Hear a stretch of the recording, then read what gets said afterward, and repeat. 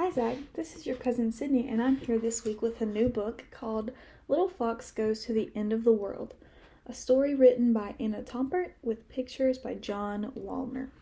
So let's get started.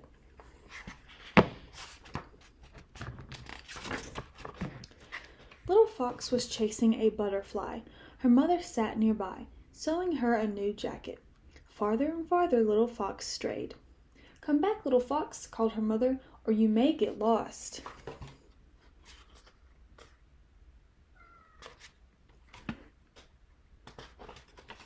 Little Fox walked back to her mother ever so slowly. She was tired of playing in the soft green grass near the mouth of her den. "Someday," she said, "I'm going to travel to the end of the world." "Oh," said her mother, "is the end of the world very far?"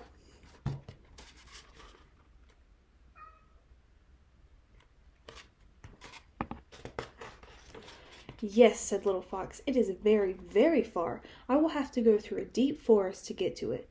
"Won't you get lost?" asked her mother. "Oh, no," said Little Fox. "I will carry a lantern." "What will you see?" asked her mother.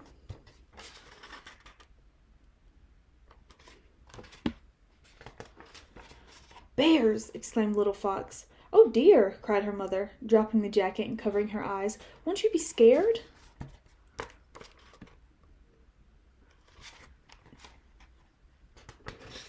"No," laughed Little Fox. "I like bears. I'll take a pot of honey along and give some to each bear I meet." "That's a good idea," said her mother. I would I would not have thought of that. What else will you see?"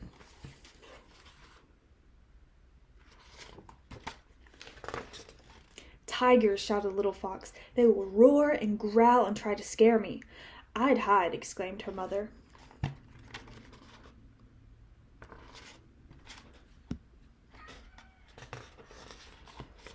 "Not me," said Little Fox. "I'll take my drum and I'll beat it as loud as I can. I'll scare them away." "I'm glad," said her mother.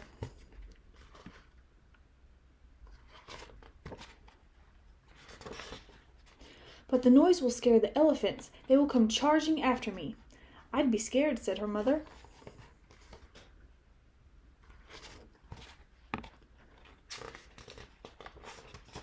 "Not me," said Little Fox. "I'll take a ladder so I can climb up a tree." "You will be safe there," said her mother. "No, I won't," said Little Fox. "There will be monkeys in the tree, and they won't like me being there." "Oh my goodness," said her mother. "Don't worry," said Little Fox. "I'll take some bananas. They will like that."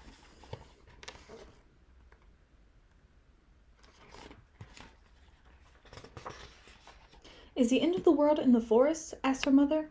"Oh no," laughed Little Fox. "I will have to leave the forest and cross the mountains. They will be covered with snow." "Will it be hard?" asked her mother.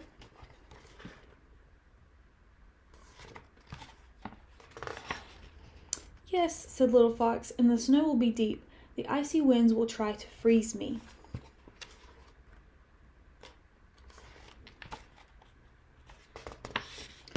Little Fox's mother shivered and wrapped her shawl around her. "But I'll run like the wind," said Little Fox. "And you will have your jacket to keep you warm," said her mother, as she put it on her to see how it would fit.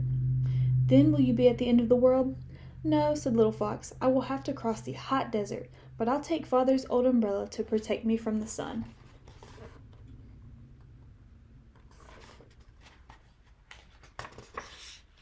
"Then will you be at the end of the world?" asked her mother. "Oh no," said Little Fox. "I will have to cross a river filled with crocodiles. They'll be waiting to gobble me up." Little Fox's mother gasped.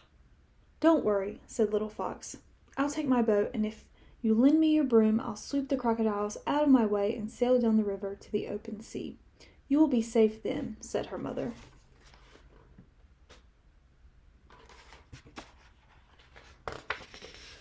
"Only if I may borrow your clothesline and 4 pillowcases," said Little Fox. "What for?" asked her mother.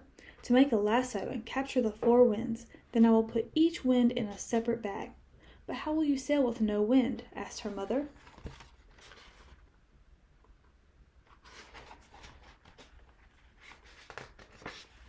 "I'll let the east wind out.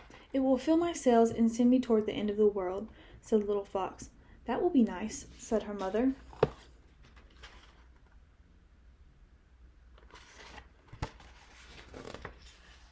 Oh, no, it won't. The east wind will blow up a storm. It will rock and roll my boat and try to smash it against the rocks. Little Fox's mother threw her apron over her head. But I'll let the west wind out, said Little Fox. It will blow my boat away from the rocks. Good, said her mother. You will be safe then.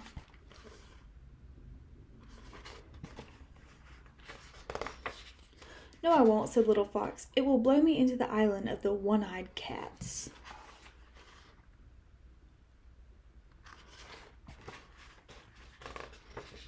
That sounds awful, cried her mother. What will you do?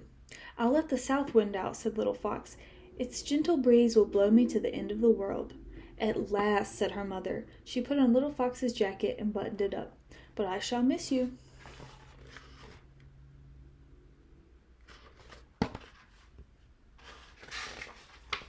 And I shall miss you, said Little Fox. So I'll let out the north wind and head straight for home. And I will be waiting for you with your favorite dinner, said her mother. So again, that was Little Fox Goes to the End of the World. It was by Ann Tompert, and the pictures and illustrations were by John Wallner. So I'll see you next week. Bye!